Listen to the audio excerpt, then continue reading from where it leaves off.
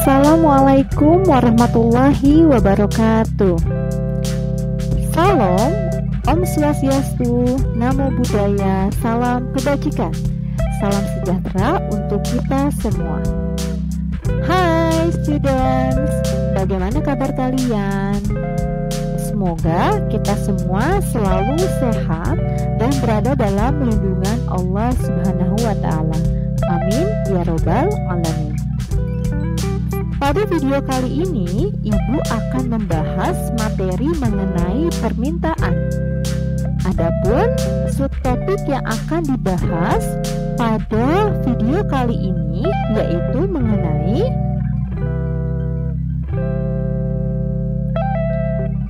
pengertian permintaan, jenis permintaan, hukum permintaan, dan faktor-faktor yang mempengaruhi permintaan.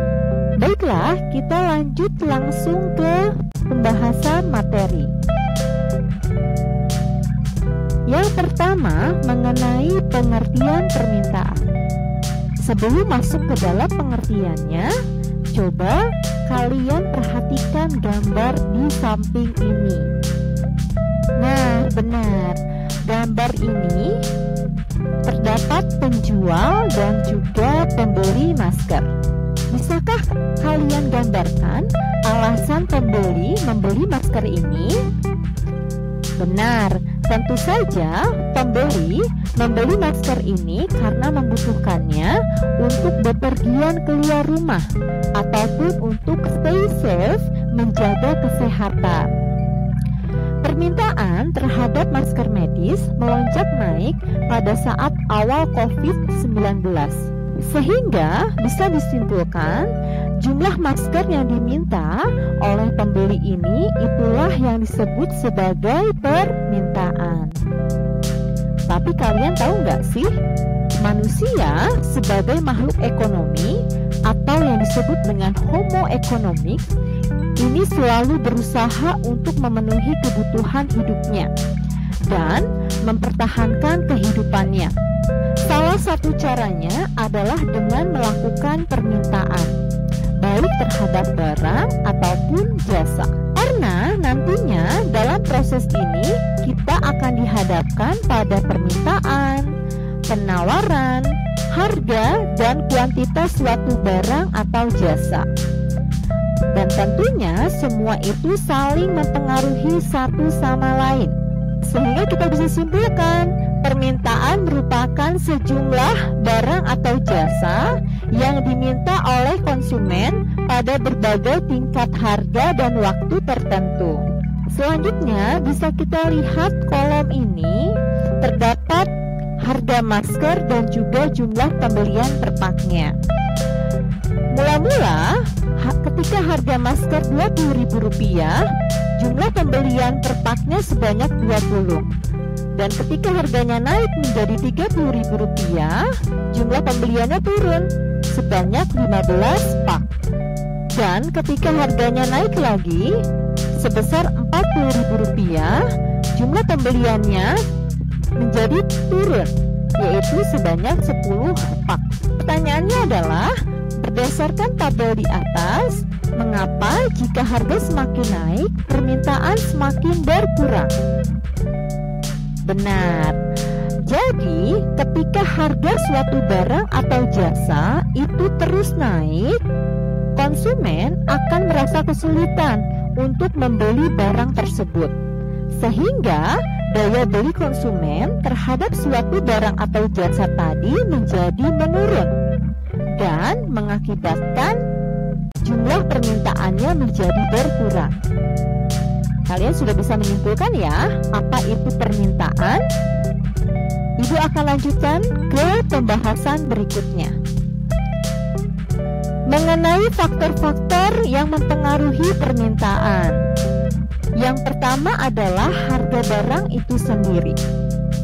Maksudnya adalah ketika harga suatu barang atau jasa naik, maka daya beli konsumen terhadap barang atau jasa tadi menjadi menurun dan mengakibatkan permintaannya menjadi berkurang. Begitupun sebaliknya, ketika harganya turun, maka daya beli konsumen terhadap barang atau jasa tadi menjadi meningkat dan permintaannya akan bertambah. Selanjutnya, yang kedua mengenai harga barang lain yang terkait.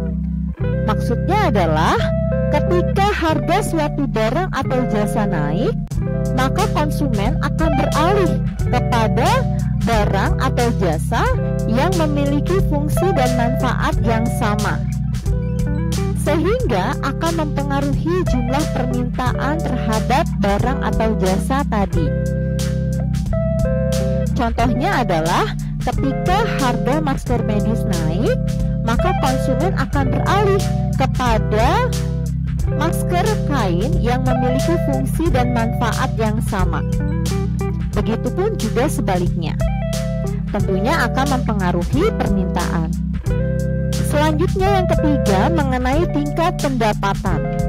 Tentunya tingkat pendapatan ini akan mempengaruhi permintaan, dikarenakan jika tingkat pendapatan konsumen atau masyarakat itu meningkat, maka daya beli terhadap suatu barang atau jasa akan meningkat dan menyebabkan permintaannya bertambah.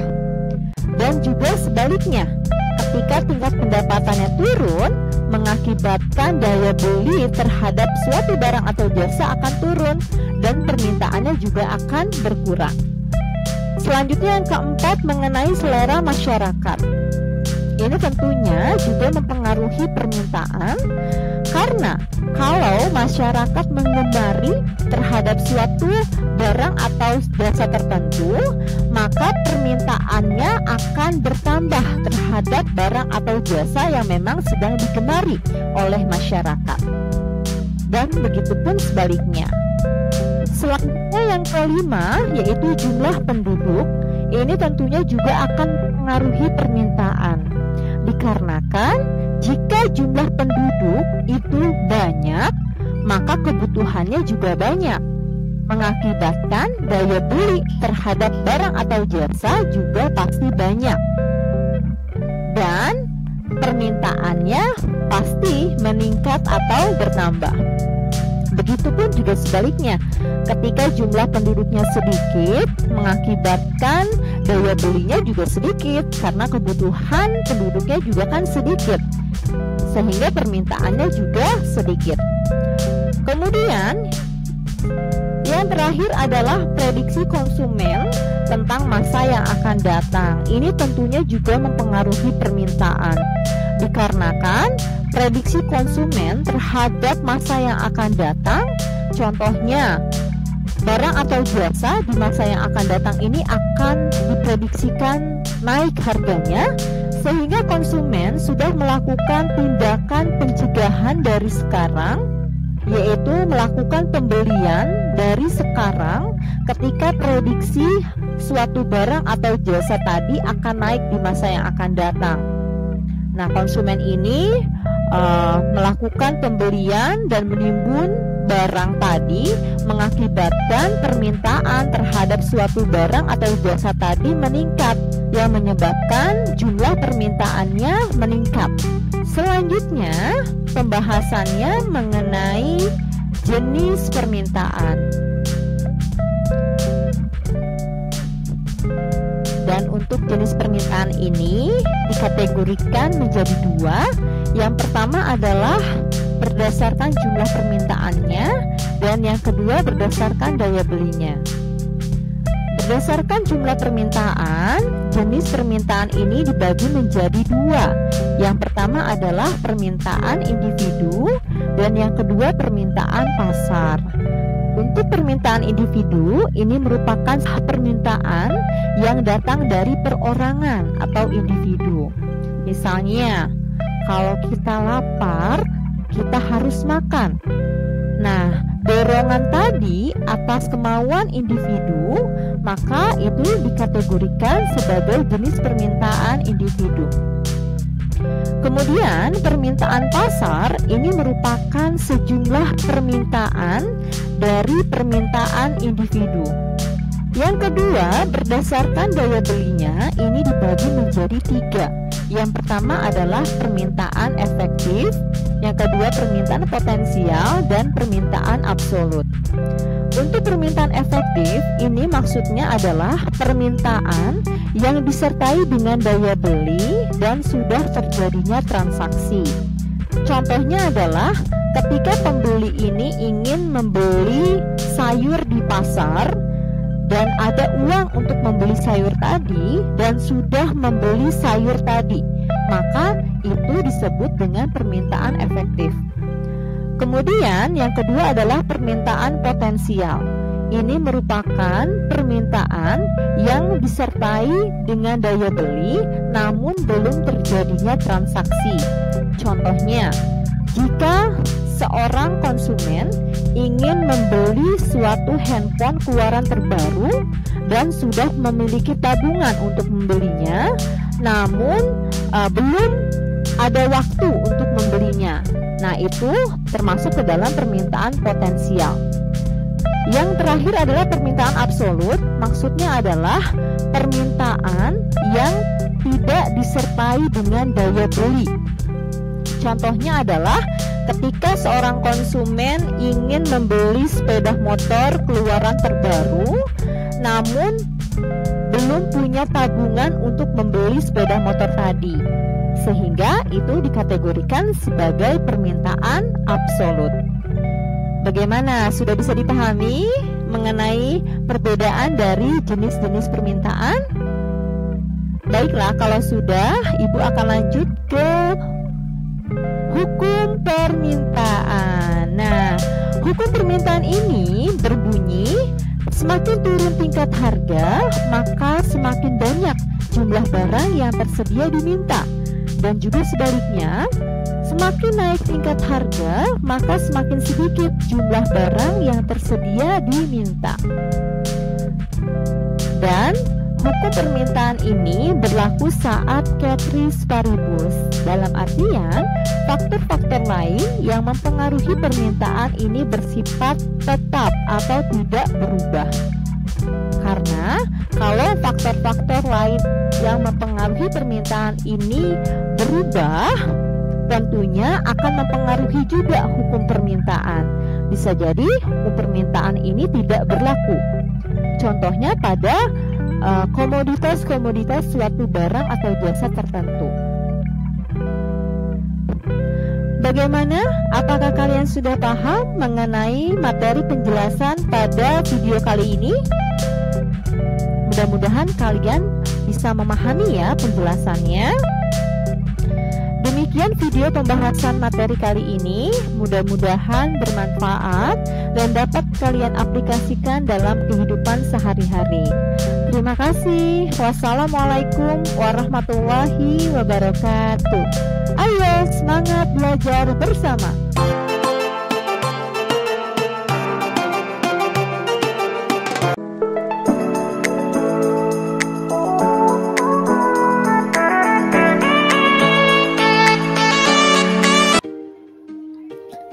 Assalamualaikum warahmatullahi wabarakatuh.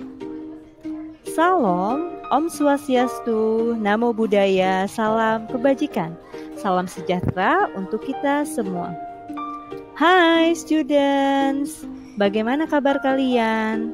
Semoga kita dalam keadaan baik dan selalu dirahmati oleh Allah Subhanahu wa Ta'ala. Amin ya Robbal Alamin.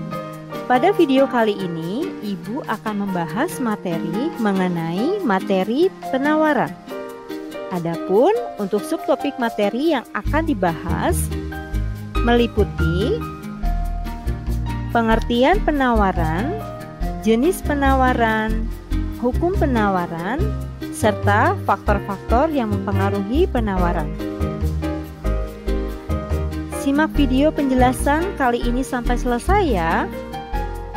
Adapun tujuan pembelajarannya, setelah menyimak video pembelajaran kali ini, diharapkan kalian mampu mendeskripsikan pengertian penawaran, menganalisis jenis-jenis penawaran, menganalisis hukum penawaran serta asumsi-asumsinya, menganalisis faktor-faktor yang mempengaruhi penawaran, serta menyajikan hasil diskusi tentang analisis perubahan harga dan pengaruhnya terhadap jumlah penawaran.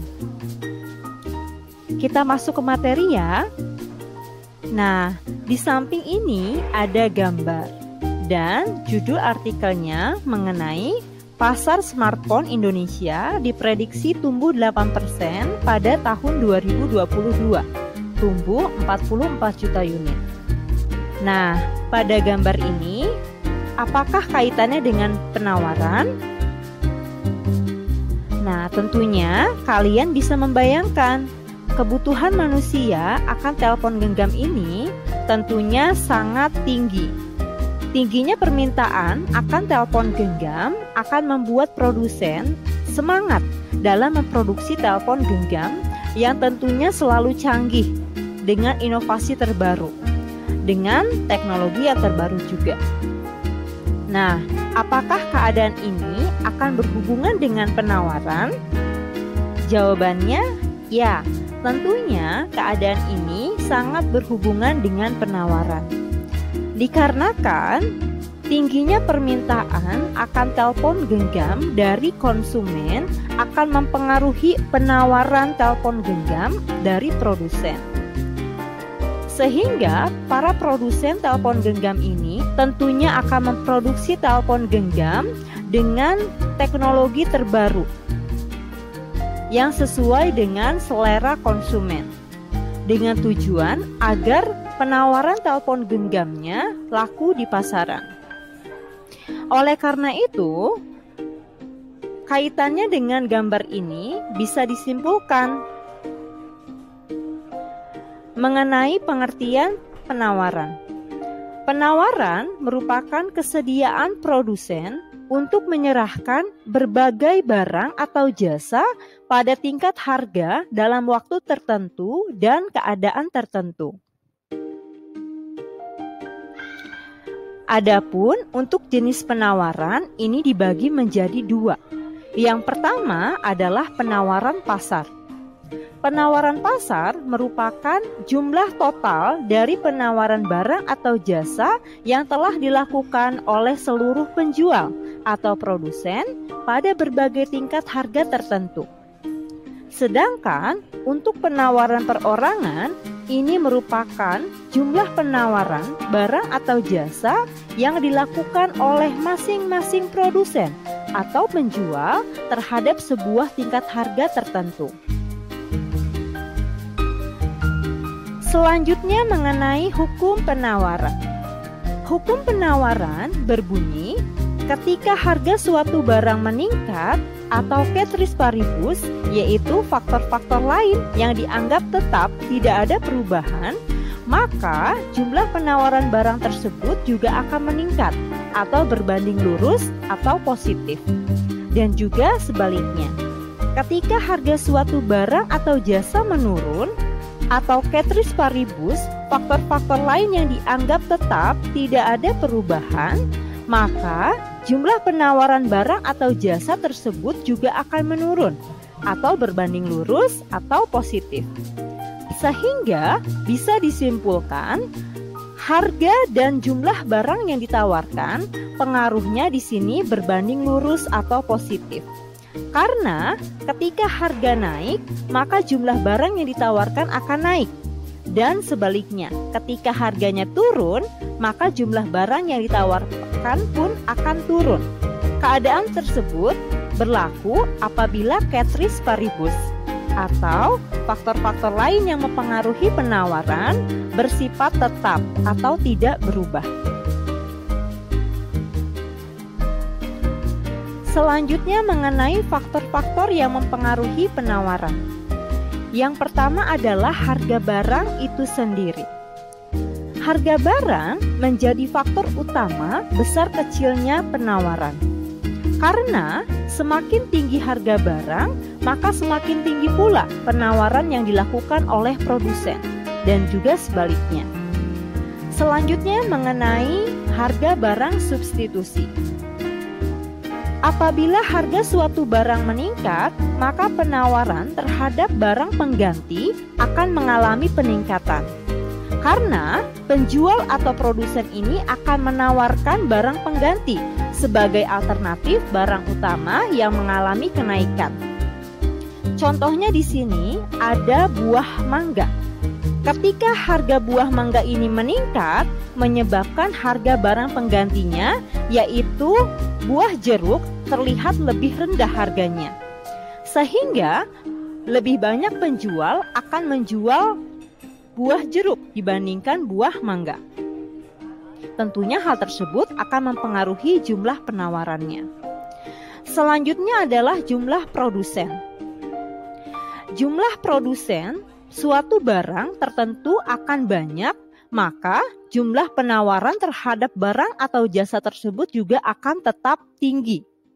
Misalnya, jika di suatu daerah menjadi sentra penghasil sepatu, maka penawaran sepatu di daerah tersebut juga akan tinggi.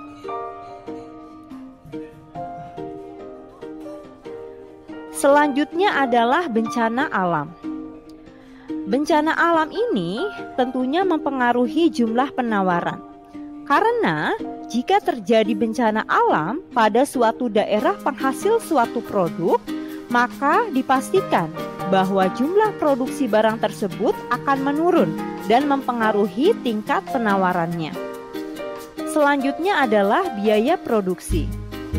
Biaya produksi tentunya berkaitan dengan biaya yang digunakan dalam proses produksi, seperti biaya untuk membeli bahan baku, biaya untuk gaji pegawai, biaya untuk bahan-bahan lainnya, dan juga sebagainya.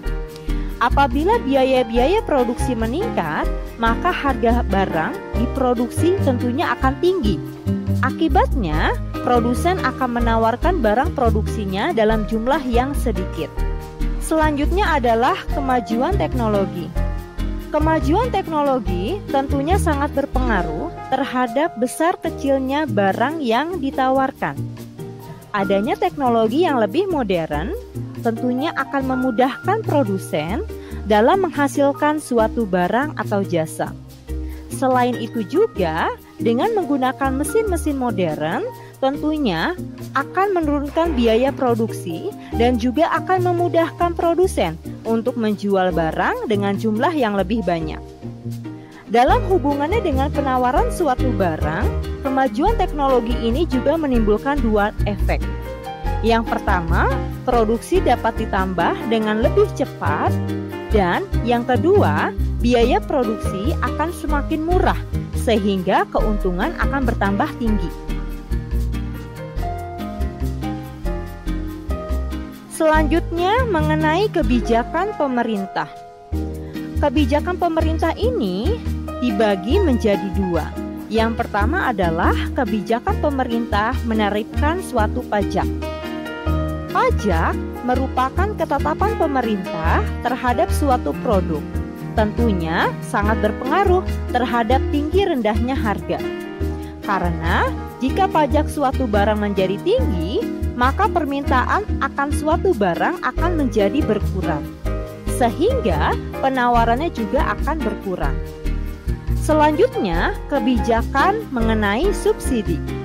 Subsidi mampu mengurangi biaya produksi, sehingga bisa menjadi pengurang harga yang ditawarkan dan juga menambah laba atau keuntungan.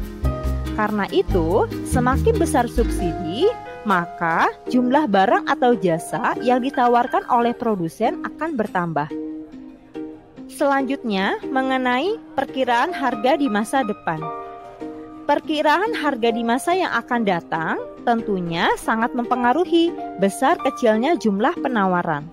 Karena jika perusahaan memperkirakan harga barang dan jasa naik, sedangkan penghasilan masyarakat tetap, maka perusahaan akan menurunkan jumlah barang atau jasa yang akan ditawarkan. Misalnya, pada saat krisis ekonomi, harga-harga barang dan jasa naik, sementara penghasilan masyarakat relatif tetap. Akibatnya, perusahaan akan mengurangi jumlah produksi barang dan jasa karena takut tidak ada yang beli. Terakhir, mengenai situasi politik. Selain kebijakan pemerintah, situasi politik dalam suatu negara juga tentunya akan mempengaruhi penawaran. Jika suatu negara dalam situasi politik yang kritis, maka akan semakin tinggi penawaran pasar, dan juga sebaliknya. Tentunya, situasi politik ini akan mempengaruhi jumlah penawaran.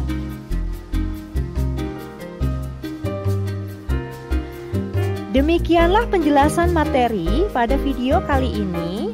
Semoga bermanfaat dan semoga kalian menyimak videonya sampai selesai dan dapat memahami akar materi yang disampaikan. Wabillahi taufiq wal hidayah. Wassalamualaikum warahmatullahi wabarakatuh. Ayo semangat belajar bersama.